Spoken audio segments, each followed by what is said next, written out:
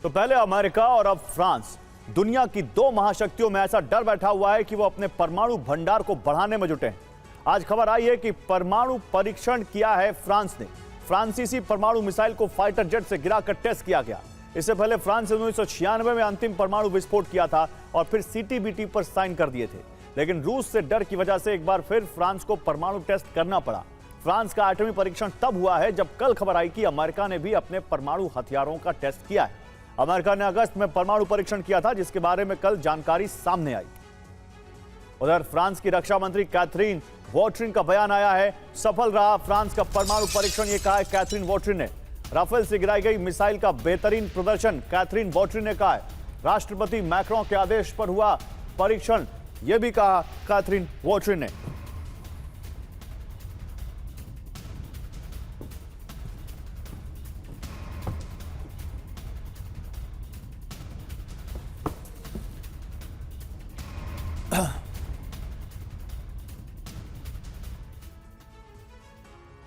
तो फ्रांस का एटमी परीक्षण पूरी दुनिया में खलबली। देखिए, फ्रांस ने परमाणु परीक्षण किया, अपग्रेडेड न्यूक्लियर वॉरहेड रहित मिसाइल टेस्ट किया। ये वॉरहेड नहीं था उस मिसाइल में। किस मिसाइल से टेस्ट किया गया? ASMPAR medium range air to surface missile से। टेस्ट में किस फाइटर जेट का इस्तेमाल हुआ? राफेल का। कब परमाणु टेस्ट किए? 1960 में 4 किलोटन के परमाणु बम का टेस्ट किया फ्रांस ने। 1968 में हाइड्रोजन बम का पहला परीक्षण। 1996 में थर्मो न्यूक्लियर बम का टेस्ट किया और अब एक ऐसी मिसाइल जो ले जा सकती है परमाणु बम। तो फ्रांस की परमाणु ताकत समझिए। कब परमाणु शक्ति बना? 1960। कितने परमाणु हथियार हैं फ्रांस के पास? करीब 300।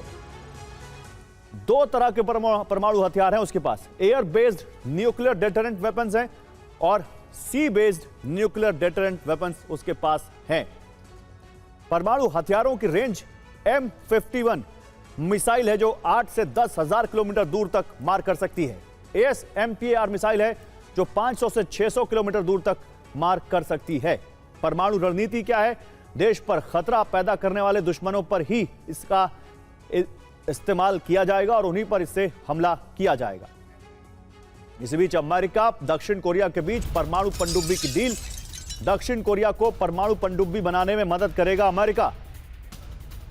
व्हाइट हाउस से जारी किया गया लेटर। अमेरिका पनडुब्बी बनाने में तकनीकी की सहयोग देगा।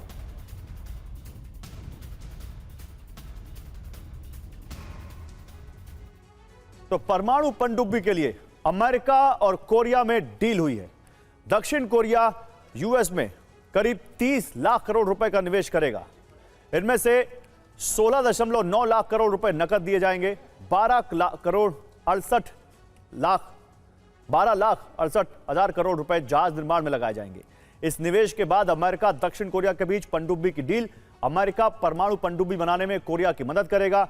परमाणु ऊर्जा से चलने वाली हमलावर पनडुब्बियां तैयार की जाएंगी। दक्षिण कोरिया में ही तैयार की जाएंगी परमाणु पनडुब्बी। दक्षिण कोरियाई राष्ट्रपति बोले, किम जोंग से निपटने के लिए हमें यह पनडुब्बी चाहिए। उधर उत्तर कोरिया ने किया परमाणु युद्ध का अभ्यास। किम जोंग के सामने परमाणु युद्धाभ्यास। इस दौरान बैलिस्टिक मिसाइल दागी गई। मिसाइल में डमी परमाणु वॉरहेड लगा था।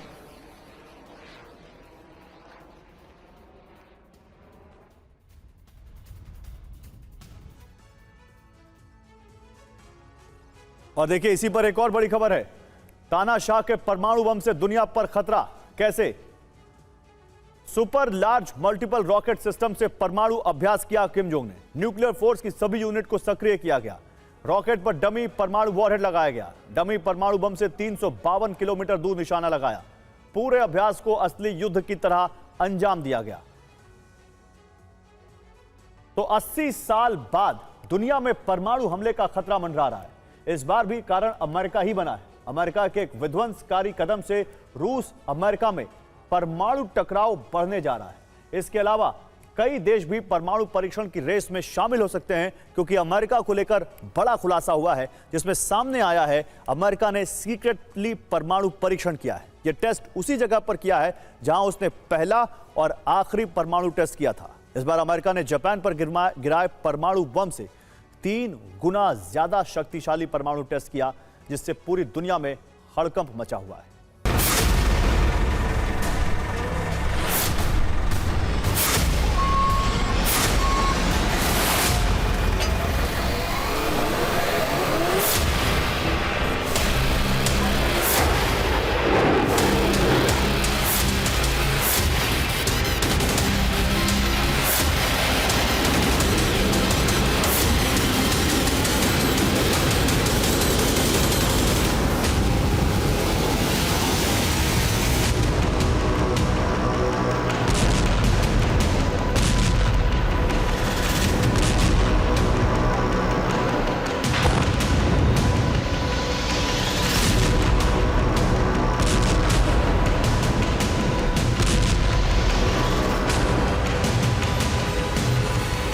पूरी दुनिया में कोहराम मचा है, क्योंकि अब फिर से दुनिया में परमाणु हमले का खतरा पैदा हो गया है।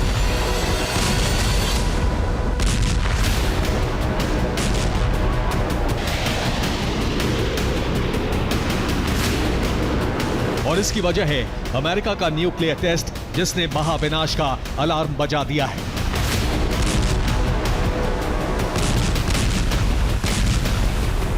उन्नीस अगस्त को यह टेस्ट किया गया था, जिसकी डिटेल अब सामने आई है।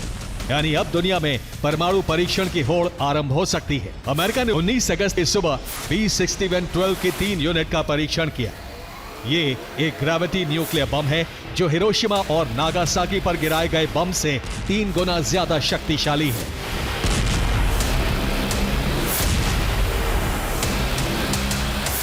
बेहद खुफिया तरीके से इस टेस्ट को अंजाम दिया गया।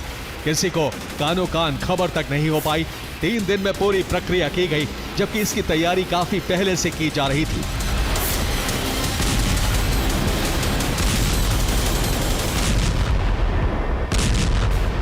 इस टेस्ट से एक बार फिर से अमेरिका का छल सामने आया है।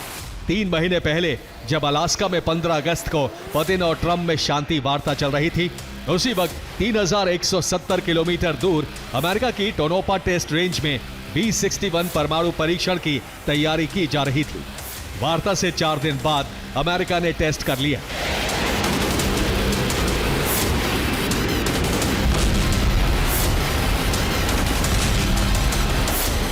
जबकि अमेरिका हमेशा दूसरे देशों को परमाणु परीक्षण करने से रोकता रहा है। अब हालात बदल चुके हैं। तनाव बढ़ रहा है, क्योंकि अमेरिका के इस हरकत से एक नई होड़ शुरू हो गई है।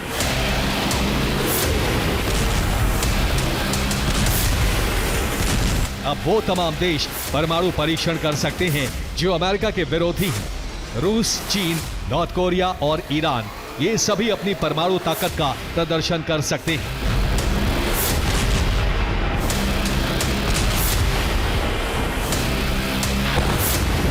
रूस ने तो जेमेलिया साइट को 34 साल बाद फिर से खोलकर अपने आक्रामक तेवर जाहिर कर दिए हैं।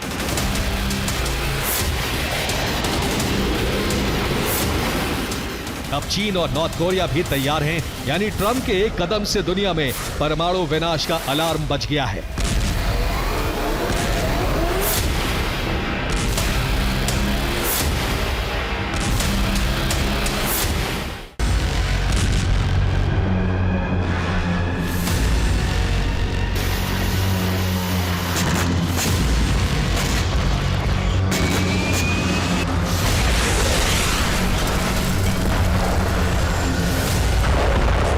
अमेरिका ने दुनिया के किसी भी देश को भनक तक नहीं लगने दी कि अमेरिका परमाणु टेस्ट कर चुका है। लेकिन ट्रंप के 3 बयानों से कुछ संकेत मिला।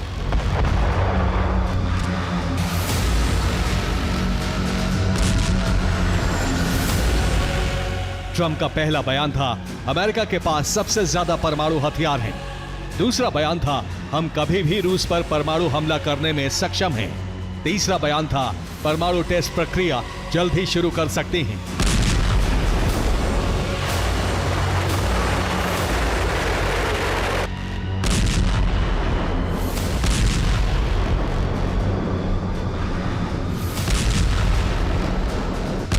यानी अमेरिका 19 अगस्त को टेस्ट करने के बाद दुनिया को अपने इरादे जता रहा था। इसका रूस समझ चुका था। इसी वजह से रूस ने जल्दी अपने 3 परमाणु हथियारों का प्रदर्शन किया, जिससे अमेरिका पर दबाव बनाया जा सके।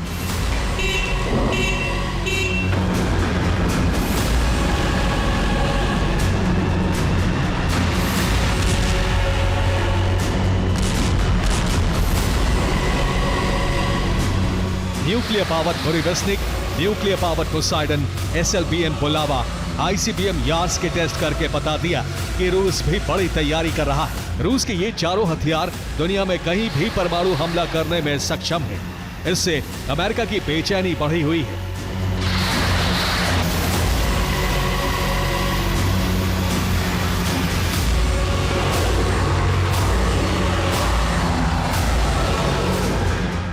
इसी के जवाब में अमेरिका ने मिनटमैन 3 का सफल परीक्षण किया। हालांकि अब सैंडिया लैब की रिपोर्ट से यह भी साफ हो गया है कि अमेरिका ने परमाणु संधि तोड़ते हुए परमाणु परीक्षण कर लिया।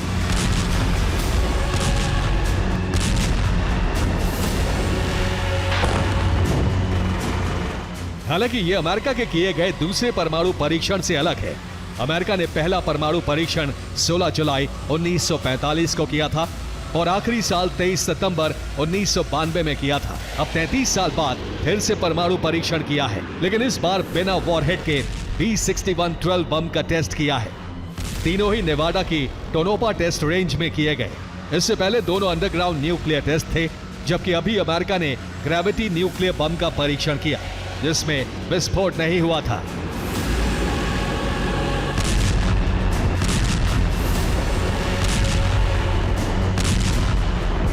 ऐसी भी खबरें हैं कि ट्रंप ने अगस्त में यूएसएस स्ट्रैटकॉम को परमाणु परीक्षणों का गुप्त आदेश दिया था, जिसे 19 से 21 अगस्त तक पूरा कर लिया गया।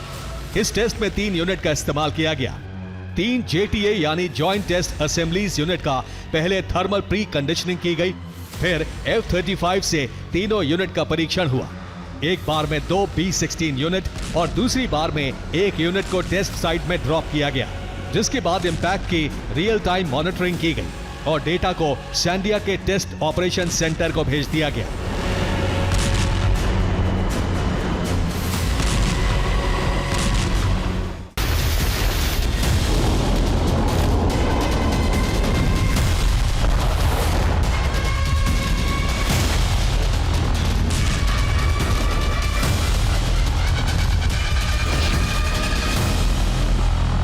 पिछले कुछ वक्त से अमेरिका परमाणु कार्यक्रम को लेकर काफी आक्रामक है।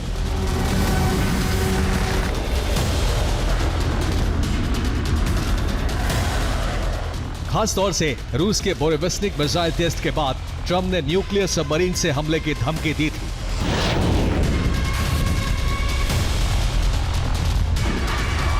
जिससे तनाव बढ़ गया, क्योंकि रूस ने भी परमाणु मिसाइल साइलो वॉर रेडी कर दिए।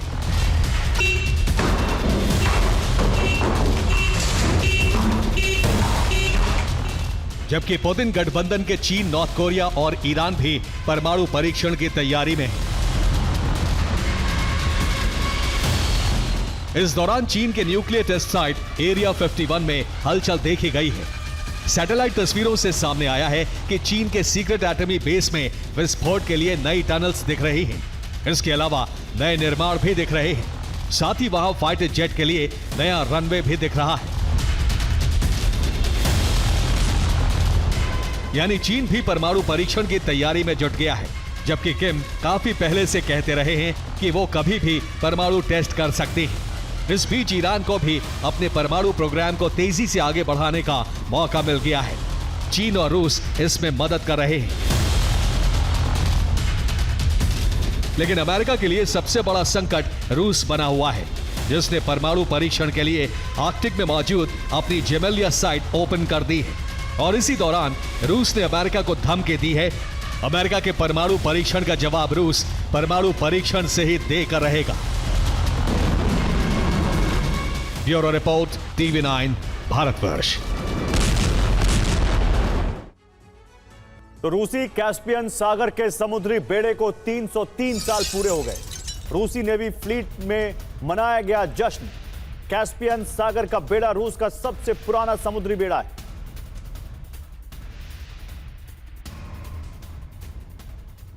और रूस के वोस्तोक बैटल ग्रुप का एक्शन। यूक्रेन के निप्रो में MLRS से हमला। यूक्रेनी सेना को बड़े नुकसान की आशंका।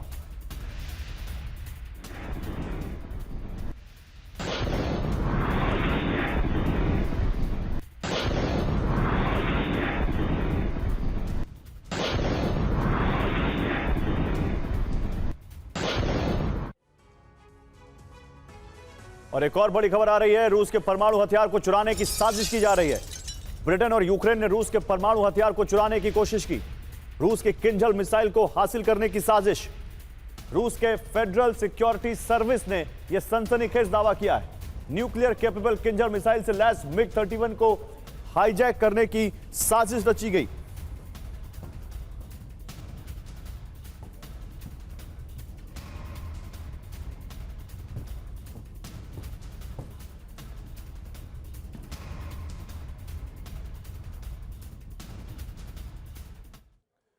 तो रूसी परमाणु हथियार पर ब्रिटेन और यूक्रेन की नजर है। रूस की परमाणु मिसाइल को चुराना चाहता था ब्रिटेन। ब्रिटेन यूक्रेन ने रची थी किंजल मिसाइल चुराने की साजिश। किंजल मिसाइल से लैस मिग-31 को हाईजैक करने की साजिश थी। रूस के फेडरल सिक्योरिटी सर्विस ने यह दावा किया है, रूस के पायलट को दिया था $3 मिलियन का ऑफर। मिग-31 को रोमानिया में मौजूद नेटो बेस ले जाने की साजिश थी। लेकिन इसी बीच अमेरिका तक पहुंचा रूसी जासूसी जहाज। अमेरिका ने ट्रैक किया रूसी जासूस जहाज कारेलिया। अमेरिकी तट से 24 किलोमीटर दूर था यह रूसी जासूसी जहाज। रूसी जासूसी जहाज आने से अमेरिकी नेवी में खलबली।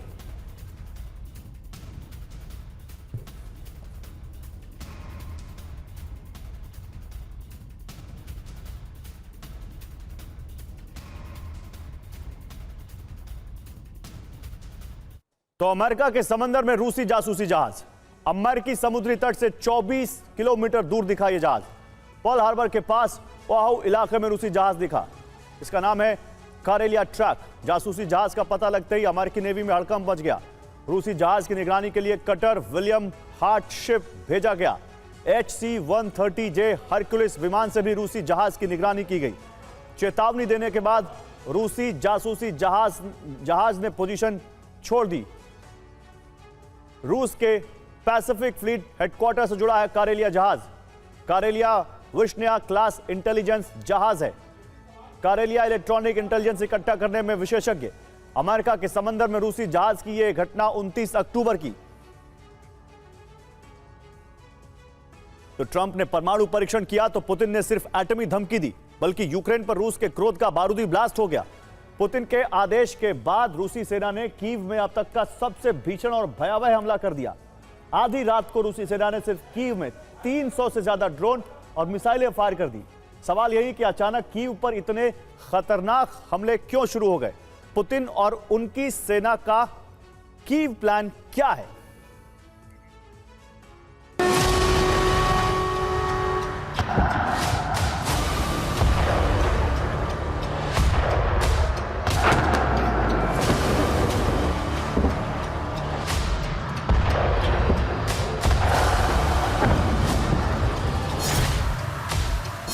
ये यूक्रेन की राजधानी कीव की तस्वीर है।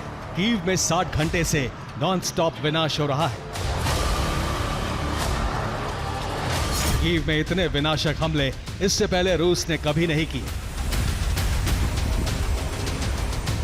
यूक्रेन की राजधानी से तबाही की जो तस्वीरें आई हैं, वो विचलित कर देने वाली हैं।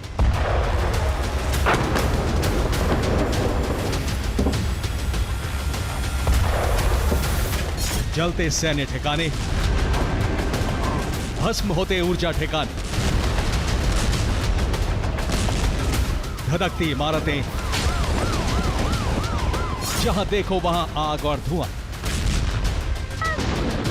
हमले के बाद चीख पुकार।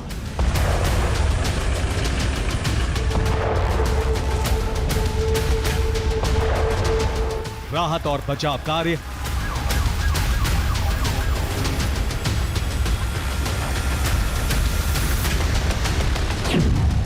सिर्फ कीव में रूस ने 293 ड्रोन और 27 मिसाइलें दागी। यूक्रेन का दावा है कि उसने रूस के ज्यादातर ड्रोन और मिसाइलों को इंटरसेप्ट कर लिया, लेकिन कई ड्रोन और मिसाइलें अपने टारगेट को हिट करने में सफल रही।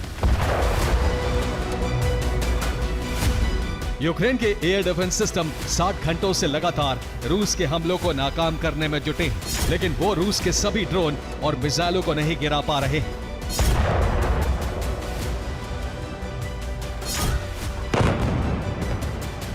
रूस के ड्रोन और मिसाइलें कीव के रिहायशी इलाकों में भी गिर रही हैं, जिससे बड़ी तबाही हो रही है।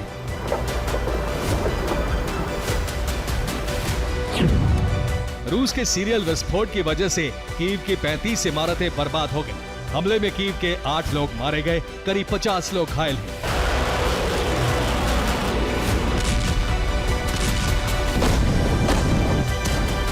कीव में इतना बड़ा रेस्क्यू ऑपरेशन इससे पहले कभी नहीं चलाया गया। ऐसा राहत और बचाव कार्य इसलिए चलाना पड़ रहा है क्योंकि रूस के हमलों से यूक्रेनी राजधानी में जबरदस्त तबाही हुई है।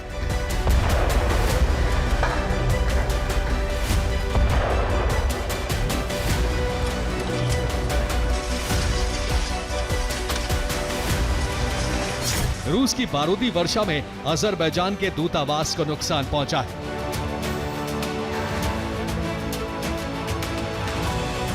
नॉन स्टॉप विस्फोट की वजह से कीव में कई मंत्रालय के बिल्डिंग भी बर्बाद हो गए।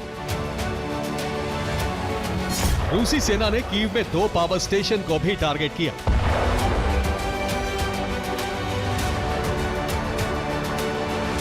एनर्जी ठिकानों पर हमले की वजह से कीव के कई इलाके अंधेरे में डूब गए।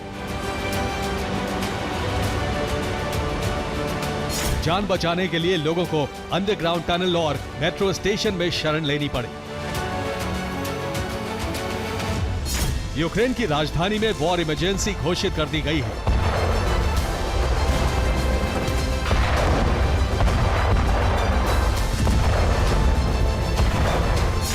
दहशत का आलम यह है कि जान बचाने के लिए लोग कीव से पलायन कर रहे हैं। प्रशासन भी लोगों को सुरक्षित जगहों पर पहुंचाने में मदद कर रहा है।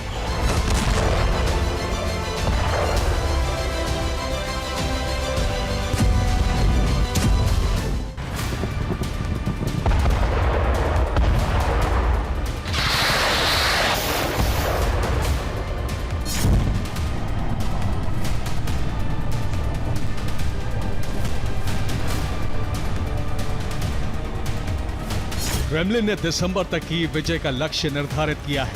यही वजह है कि रूसी फौज अब सबसे ज्यादा हमले कीव में कर रही है। कीव में रूस ने दूतावासों, मंत्रालय और सरकारी इमारतों को टारगेट करना शुरू किया तो साफ हो गया कि पुतिन के टारगेट पर ज़ेलेंस्की और उनकी सरकार है।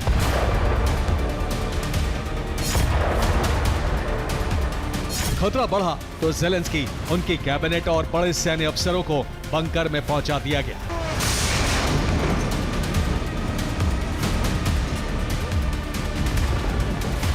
अब ज़ेलेंस्की और उनके कमांडर्स बंकर से ही आदेश दे रहे हैं।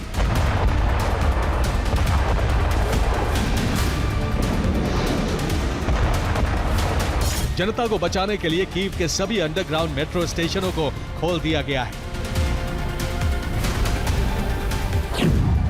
कीव में रेल और हवाई सेवाएं बुरी तरह से प्रभावित हुई हैं। खतरा इस बात का है कि कोई मिसाइल किसी विमान या ट्रेन को नष्ट ना कर दे।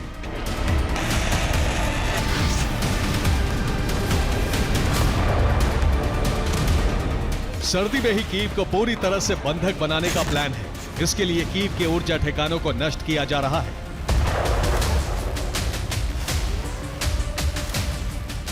उन शहरों के एनर्जी सेक्टर को भी टारगेट किया जा रहा है जिससे कीव को बिजली, तेल और गैस की सप्लाई होती है। मकसद साफ है, बर्फबारी में कीव को पूरी तरह से ऊर्जा विहीन कर देना ताकि लोग प्रचंड ठंड में जमने को मजबूर हो जाएं। इतना ही नहीं, नागरिक सेवाओं से जुड़े अहम ठिकानों को भी बर्बाद किया जा रहा है ताकि कीव में जीवन मुश्किल हो जाए।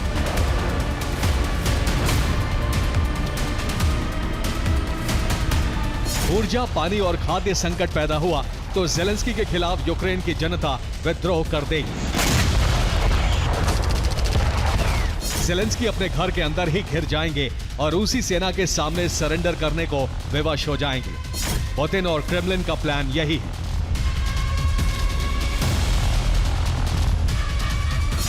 जाहिर है, पुतिन के कोप से अब ज़ेलेंस्की और कीव को सिर्फ अमेरिका और नेटो ही बचा सकते हैं।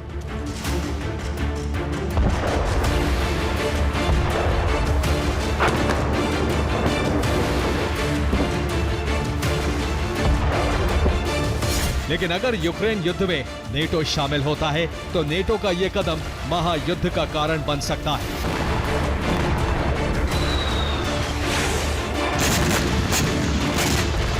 पुतिन प्रतिशोध के तौर पर ऑपरेशन यूरोप शुरू कर सकते हैं। Bureau report, TV9 Bharatvarsh. और देखिए एक बड़ी खबर यूक्रेन से। यूक्रेन के माइनोहार्ड में यूक्रेनी सेना का हमला, खदान की चिमनी पर किया मिसाइल से अटैक। चिमनी में लगा था रूसी झंडा। हमले से चिमनी का ऊपरी हिस्सा तबाह हो गया।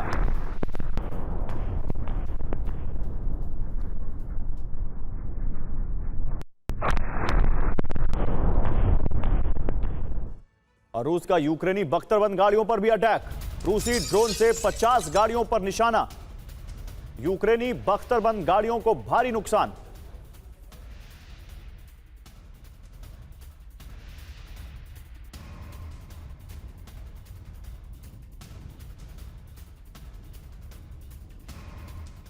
और पोलैंड में नेटो का नया मिसाइल बेस चालू। रूसी बैलिस्टिक मिसाइल पर निशाना लगाना आसान। पोलैंड के रेडजिकोवो इलाके में मिसाइल बेस।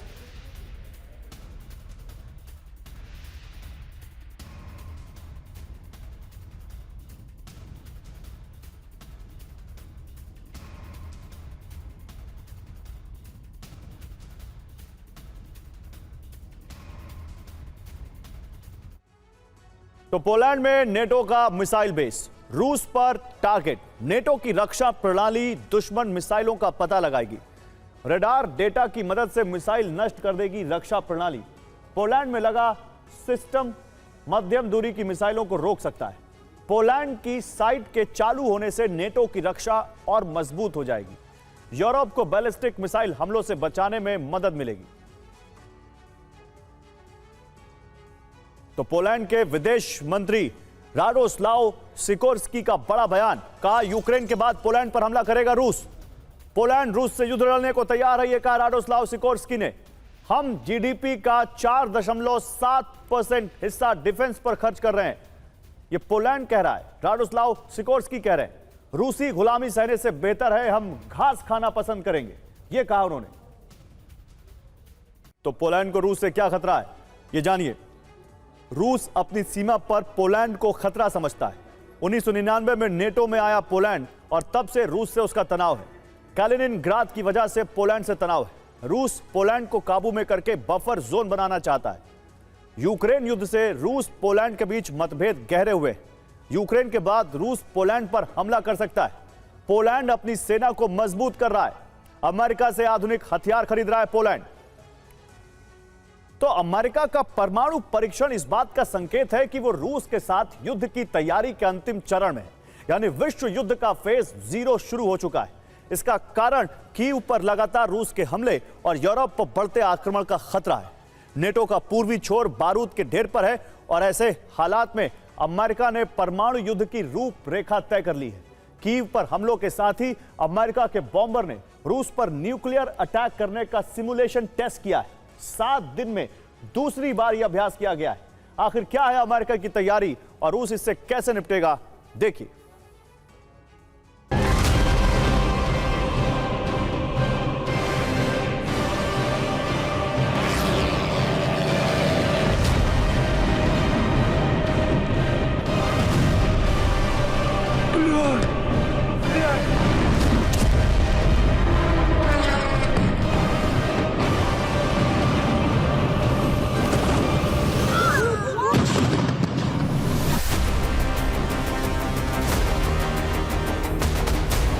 कीव पर हमले और पुतिन के युद्ध हट का असर है अमेरिका का परमाणु टेस्ट।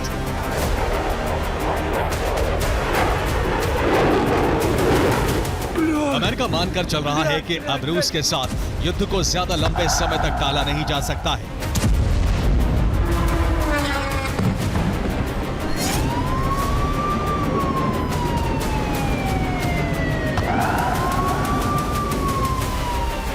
अमेरिका के कई एक्सपर्ट इस बात की चेतावनी दे रहे हैं और कीव पर हमलों के बाद अमेरिका और यूरोप ने रूस पर हमलों की तैयारी शुरू कर दी।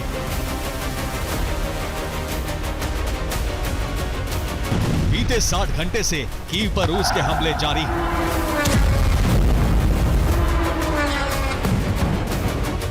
इसके बाद यूरोप के देशों ने रूस पर हमले की तैयारी कर ली है, क्योंकि यूक्रेन ने भी यूरोप से हमले रोकने में मदद मांगी है।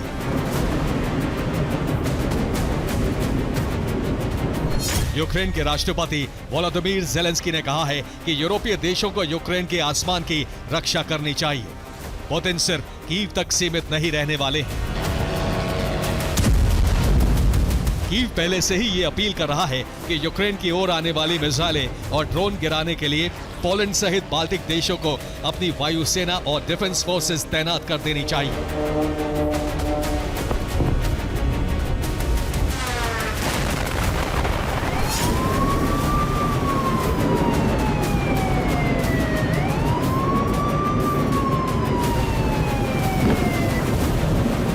लेकिन रूस पहले ही कह चुका है कि अगर यूक्रेन पर बरसने वाली उसकी मिसाइलें या ड्रोन यूरोपीय देशों ने गिराए तो इसे युद्ध में सीधी भागीदारी माना जाएगा।